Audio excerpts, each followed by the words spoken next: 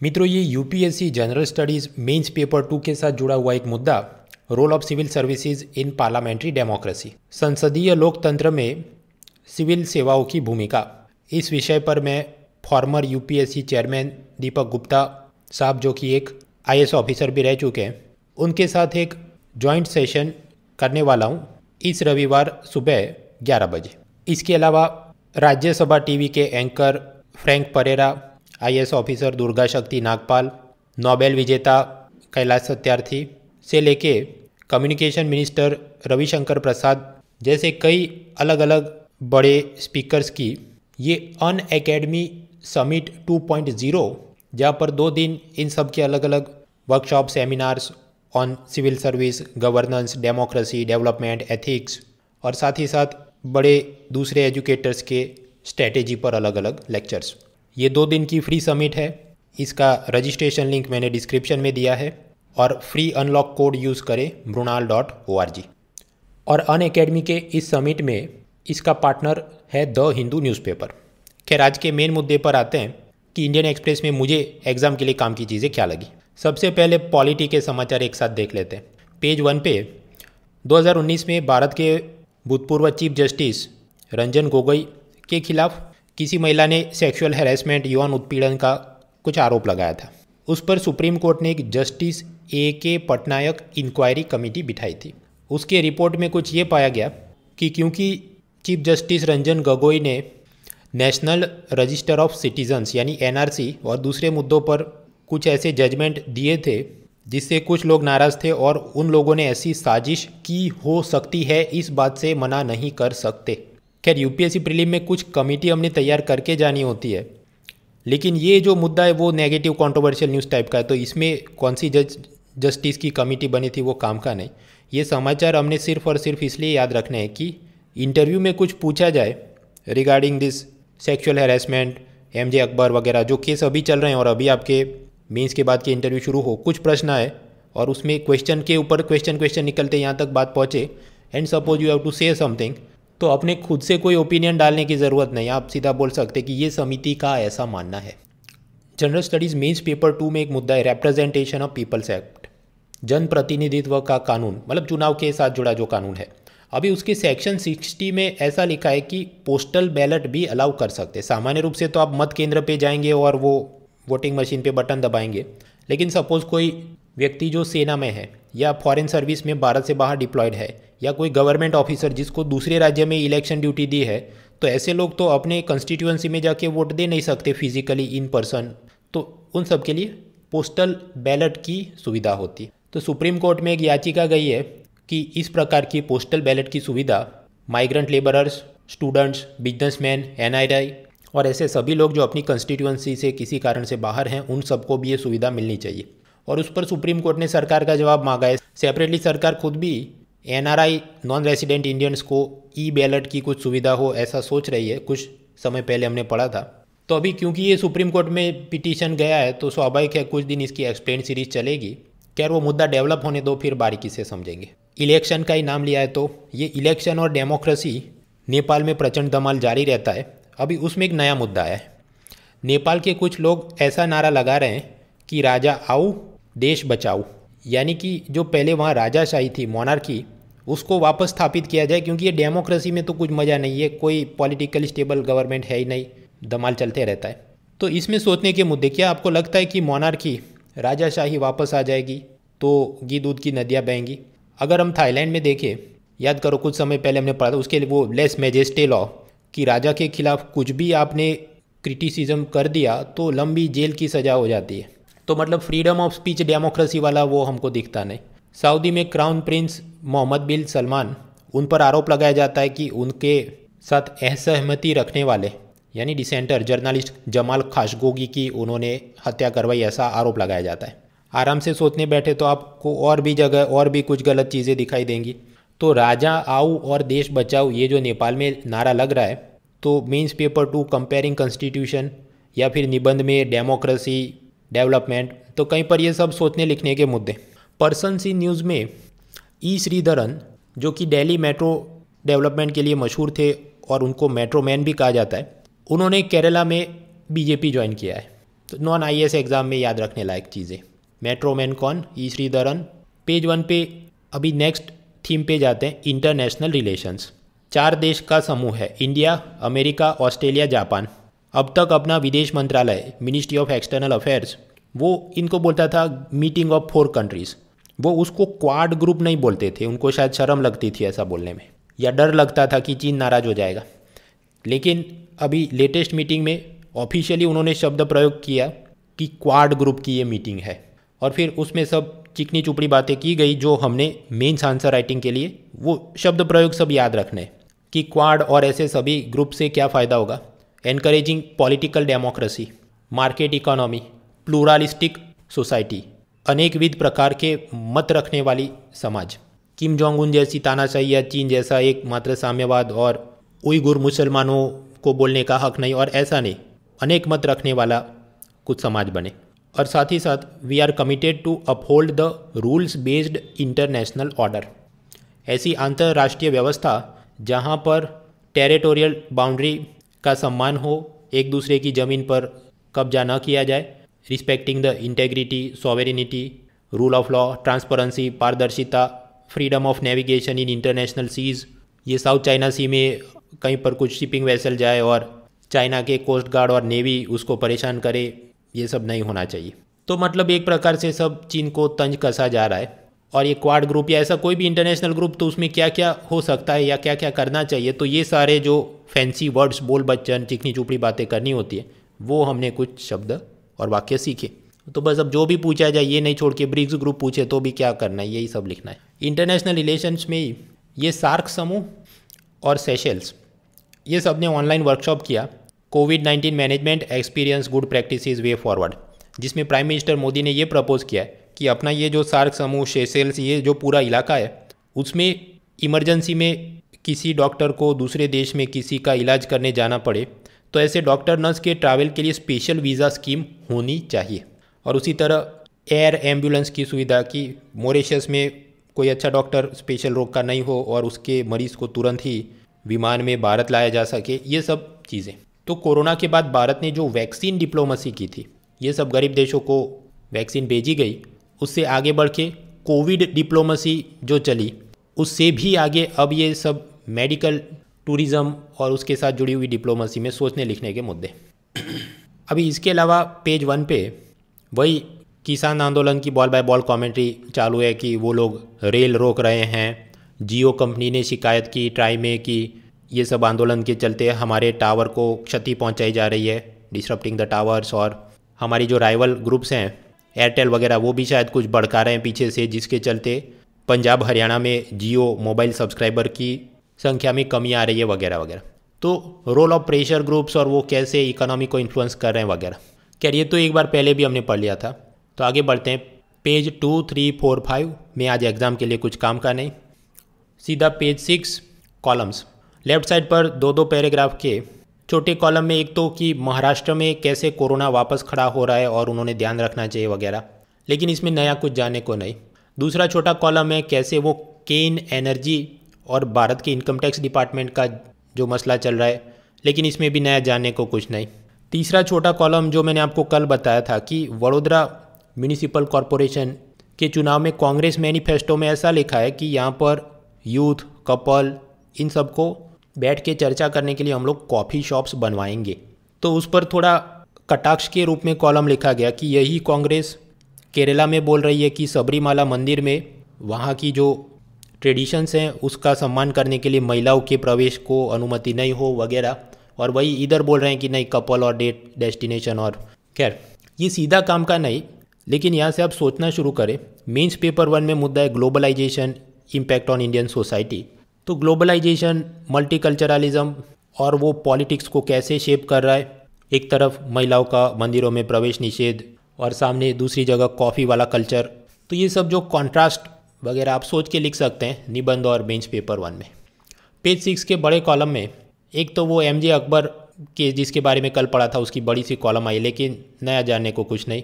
दूसरा बड़ा कॉलम है कि कैसे कोरोना में हमने जो सबक लिया वो टीबी यानी क्षय रोग को कंट्रोल करने में भी मदद कर सकता है, लेकिन जानने लायक कोई जोरदार मुद्दे नहीं। पेज 7 पे चले, अशोक कुमार लाहिरी जो कि 15 फाइनेंस कमीशन के सदस्य थे, उन्होंने सब कॉलम लिखा है कि कैसे 15 फाइनेंस कमीशन ने पंचायती राज संस्थान, अर्बन लोकल बॉडीज़, ये सबको ढेर सारा ग्रांट में पैसा दिलवाया तो उधर road, water, sanitation, education, health वो सब में मदद मिलेगी। लेकिन इसमें नया जानने को कुछ नहीं, कुल मिलाकर वही बात है कि इतना इतना पैसा दिया और उससे ये काम हो सकता है। तो वो तो एक लाइन में भी बोल सकते हैं, उसमें 1000 वर्ड्स में डेटा दे के लिखे तो कुछ नया जानने लायक है नहीं। आगे बढ़ो। उसी तरह दूसरा कॉलम करण सिंह, जिन्होंने ये सब हिमालय उत्तराखंड में डेवलपमेंट प्रोजेक्ट के चलते डिजास्टर में वल्नरेबिलिटी बढ़ी, फ्लैश फ्लड वगैरह, लेकिन नया जानने को कुछ नहीं। तीसरा कॉलम मनीषा नटराजन, इन्होंने बात की है climate activism by capital market.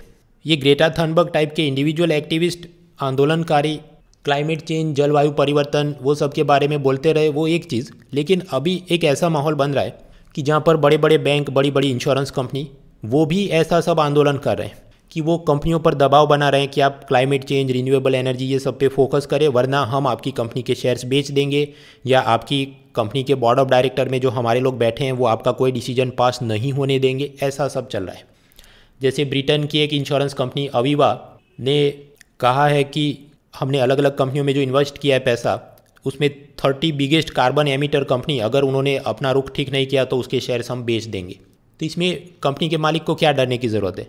डरना इसलिए है क्योंकि ये अवीवा जैसी बड़ी इंश्योरेंस कंपनी ने तो बिलियंस ऑफ डॉलर्स के शेयर्स खरीद के रखे होंगे। अब वो अचानक से बेच दे तो समझो ऑनियन का अचानक से सप्लाई बढ़ जाए तो क्या होगा, उसके प्राइस क्रैश हो जाएंगे। तो उसी तरह उन कंपनियों के प्राइस क्रैश हो जाएंगे, it will create new problems for them in future. तो ऐसा वो दबाव बना रहे। स्वीडन की सबसे बड़ी बैंक ने कहा है कि हम किसी भी ऑयल गैस प्रोजेक्ट के लिए लोन नहीं देंगे अब से। फिर एक कोई ग्लोबल इन्वेस्टर फंड है ब्लैक रॉक, उन्होंने कहा है कि बोर्ड ऑफ डायरेक्टर जितनी जितनी कंपनियों में हम बैठे हैं तो हम बोर्ड ऑफ डायरेक्टर के खिलाफ जाके वोटिंग करेंगे अगर वो क्लाइमेट चेंज से नहीं लड़ते वगैरह। लेकिन हम पाते हैं कि भारत में जो अपने म्यूचुअल फंड, बैंक्स, वो इतने गंभीर नहीं है क्लाइमेट चेंज, ग्लोबल वार्मिंग के बारे में। तो ये रिलायंस, अदानी, ये सब जो भी ऑयल गैस, कोल माइनिंग करते रहें तो उसमें भी दे दनादन शेयर्स खरीदे जाते हैं कि ये तो बहुत प्रॉफिट कराएगा हमें। लेकिन सेबी ने अलग से एक गाइडलाइन जारी की है, business responsibility and environment reporting guideline. व्यापारिक जिम्मेदारी और पर्यावरण के बारे में सूचना देने की कुछ दिशा निर्देश। इसमें यह लिखा है कि Bombay stock exchange, national stock exchange, ऐसे सब स्टॉक एक्सचेंज में जिन कंपनियों के शेयर्स बिकते हैं तो हम उनको बोलते हैं लिस्टेड कंपनीज। ऐसी जो टॉप 1000 लिस्टेड कंपनी हो जिनके शेयर बहुत महंगे महंगे बिक रहे हो, उन सब पर जिम्मेदारी होगी कि ये नई गाइडलाइंस के हिसाब से उन्होंने सब डेटा डिस्क्लोज करना होगा कि हम एनवायरनमेंट पे, climate change, recycling, employ skilling, gender diversity मतलब कि ये वर्कर में, मैनेजर में, सीईओ में कितनी महिला कितने पुरुष है, ये सब, लैंगिक विविधता, कॉर्पोरेट सोशल रिस्पॉन्सिबिलिटी, कॉर्पोरेट सामाजिक जिम्मेदारी मतलब कंपनी के मुनाफे का कुछ पैसा समाज सेवा में लगाना है, ऐसे सब नियम, उन सब का बहुत ज़्यादा ट्रांसपेरेंटली उन्होंने डिस्क्लोजर करना होगा। तो क्योंकि इन्वेस्टर तो खुद से गंभीर नहीं है इन सब मसलों पे, वो तो सिर्फ देखते हैं प्रॉफिट हो रहा है कि नहीं। लेकिन सेबी अगर ऐसा कुछ कहे और कंपनियों ने ऐसा कुछ पब्लिक डेटा डालना भी पड़े तो थोड़ा उनको भी मॉरल प्रेशर बनता है कि एनवायरनमेंट, क्लाइमेट चेंज दिखावे के लिए कोई नहीं 10-20 लाख का खर्च दिखा देते हैं, and then it may help somewhere along the line. मित्रों, यूपीएससी मेंस पेपर 4 में एक बार पूछा था एनवायरमेंटल एथिक्स, और उसका क्या जवाब हो सकता है वो भी हमने पिछले साल यही डेली करंट अफेयर्स में जान लिया था। तो मेंस पेपर 4 में एनवायरमेंट एथिक्स और साथ ही साथ कॉर्पोरेट गवर्नेंस वो भी एक मसला है। तो ये सब इंटीग्रेट करके आप अब और भी अच्छे मुद्दे लिख सकते हैं। आगे बढ़ते हैं। पेज 8 राशि भविष्य काम का नहीं। पेज 9 पॉलिटिक्स के सब समाचार। वेस्ट बंगाल में चुनाव आ रहे हैं तो अमित शाह ने कहा कि हमारी पार्टी की सरकार बनेगी तो महिलाओं को 33% आरक्षण देंगे सरकारी नौकरियों में। असम में कुछ भविष्य में चुनाव आने वाले तो उधर भी प्राइम मिनिस्टर मोदी ने बहुत सारे अलग अलग प्रोजेक्ट इनॉग्रेट किए। अब वो सारे प्रोजेक्ट की लिस्ट करने बैठे तो कॉस्ट बेनिफिट एक हद से ज़्यादा नहीं, इसमें भी कोई बड़ा वाला होगा तो वो तो इंडियन एक्सप्रेस या पीडीएफ वाले जब उसका कुछ बनाए तो देखेंगे। बाकी सब क्राइम रिलेटेड न्यूज़। तेलंगाना में एक कपल की हत्या हुई, उन्नाव में 2 दलित लड़कियों की हत्या वगैरह वगैरह। पेज 10 पे भी इसी टाइप के सब समाचार। साइंस टेक्नोलॉजी के एक समाचार। एक जीनेटिक डिसऑर्डर जिसका नाम है spinal muscular atrophy disorder. Spine मतलब अपने ये रीढ़ की हड्डी में जो उसके जो मसल्स होंगे उसमें बहुत थकावट आ जाए, ऐसा ये कोई रोग है। ऐसे बच्चे ज़्यादा साल तक जिंदा नहीं रह सकते। लेकिन नोवार्टिस नाम की एक ग्लोबल फार्मा कंपनी ने ऐसा इंजेक्शन बनाया कि सिर्फ एक इंजेक्शन दे दो और ऐसे जितने भी डिफेक्टिव जीन्स है उसको वो अपने आप नॉर्मल बना देगा, जिसको कहा जाता है जोलजेन्स्मा जीन थेरेपी। तो ये तो बहुत बढ़िया चीज़ है, लेकिन प्रॉब्लम ये है कि इसमें 15 करोड़ का ये एक इंजेक्शन आता है। तो इसके लिए कोई एक भारत का कपल जिनके बच्चे को ये बीमारी है और वो सब क्राउड फंडिंग से चंदा इकट्ठा करके ये सब करना चाहते हैं। खैर वो पर्सन इन न्यूज़ एग्ज़ाम के लिए काम का नहीं, हमारे लिए मेंस पेपर 3 में जानने लायक चीज़ क्या है कि जीन थेरेपी की मदद से ऐसे ऐसे इंजेक्शन की सिर्फ एक इंजेक्शन दो और सारा जेनेटिक डिसऑर्डर सॉल्व हो जाए। तो इस पर तो और रिसर्च डेवलपमेंट करना चाहिए ताकि ये 15 करोड़ का इंजेक्शन है ये सस्ते में हो सके। और भारत जो जैसे कोरोना वैक्सीन के सस्ते वैक्सीन बनाए, ऐसे जीन थेरेपी पे भी हमने फोकस करना है, वगैरह वगैरह सब सोचने लिखने के मुद्दे। आगे बढ़ते हैं। पेज 11 एक्सप्लेन सीरीज़ में आज कुछ भी काम का नहीं है। एक तो LIC IPO आने वाला है, उसकी बॉल बाय बॉल कमेंट्री इतने करोड़ का हो सकता है और उसका इतना परसेंटेज टेक्निकल दिस दैट फला डिम का काम का नहीं। कुल मिला के बात यह है कि एक ज़माने में new India assurance, general insurance corporation GIC ऐसी कुछ सरकारी कंपनियों के भी शेयर्स के IPO आए थे और शुरू में तो 700-800 रुपये में बिके थे, लेकिन लोगों ने जोश में आके ख़रीद लिया। अभी उन शेयर्स के प्राइस गिर के 200 रुपये से भी कम हो गए। तो LIC में IPO आएगा, लेकिन इन्वेस्टर ने ध्यान रखना चाहिए और जोश में आके होश नहीं खो देने चाहिए, ऐसी सब बातें इसमें लिखी हैं। ये सब कुछ मतलब मित्रों एग्जाम पॉइंट ऑफ व्यू से काम का नहीं। उसी तरह केन एनर्जी और इनकम टैक्स डिपार्टमेंट की क्या धमाल चल रही है वो तो एक बार हमने पढ़ लिया, ख़त्म। फेसबुक ने ऑस्ट्रेलिया में न्यूज़ कंपनियों के सब लिंक्स शेयर करने की सिस्टम को डिसेबल कर दिया है क्योंकि वो पैसा देने का कानून बना वगैरह, अपने लिए काम का नहीं। इन शॉर्ट एक्सप्लेन सीरीज़ में आज कुछ काम का नहीं। पेज 12 वर्ल्ड न्यूज़ में साइंस टेक्नोलॉजी में ही एक समाचार, जीवन प्रत्याशा या जीवन संभाविता यानी लाइफ एक्सपेक्टेंसी, आप पैदा हुए तो कितने साल जी जाएंगे, कि मान लीजिए भारत में हो कि 70 ईयर्स लाइफ एक्सपेक्टेंसी, तो इतना जिंदा रहने की संभावना होगी। अमेरिका में स्वाभाविक है भारत से ज़्यादा ही होगी। तो अमेरिका की लाइफ एक्सपेक्टेंसी 2019 में थी 78 ईयर्स, 2020 में कम होके बनी 77 ईयर्स। क्यों? कोरोना के चलते बहुत सारे लोग जो मर रहे हैं, तो अब वो जो भी मैथमेटिकल फार्मूला से वो निकालते होंगे तो पता चला लाइफ एक्सपेक्टेंसी कम हो रही।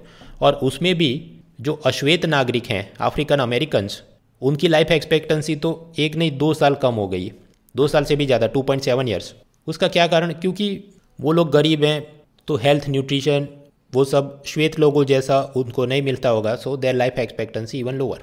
साइंस टेक और पब्लिक हेल्थ का ही नाम लिया है, तो पब्लिक हेल्थ और इकोनॉमी के साथ जुड़ा हुआ एक मुद्दा है पीरियड पॉवर्टी, मासिक धर्म के चलते गरीबी। वो ऐसे कि लड़कियां उतने दिन स्कूल या नौकरी पे न जा पाएँ और जिसके चलते वो जीवन में पीछे रह जाएं, ऐसी सब समस्या। उससे लड़ने के लिए अलग अलग फर्स्ट वर्ल्ड कंट्री में कुछ रिफॉर्म लिए गए, पहले भी हमने पढ़े थे। जैसे ब्रिटेन में सैनिटरी प्रोडक्ट्स पे लगने वाले सब सेल टैक्स वैट वगैरह को रद्द किया गया ताकि वो प्रोडक्ट सस्ते हो सके।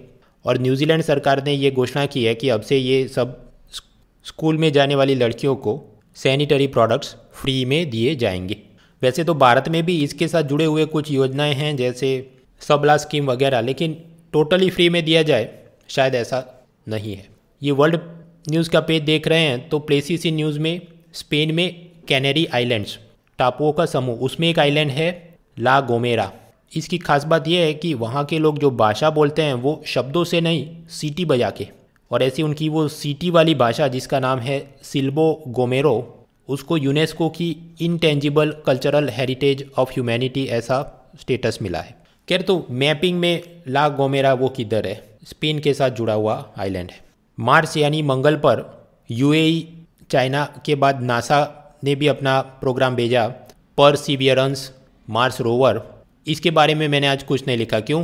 क्योंकि वो तो पहले भी 2-3 बार हम देख चुके हैं। अभी कोई ज़ोरदार चीज़ डेवलप होगी तो अभी वो लैंड हो गया, फिर उसने चाय पिया कि नहीं, खाना खाया कि नहीं, PUBG खेला कि नहीं, हर बॉल बाय बॉल कमेंट्री हम देखने नहीं बैठेंगे।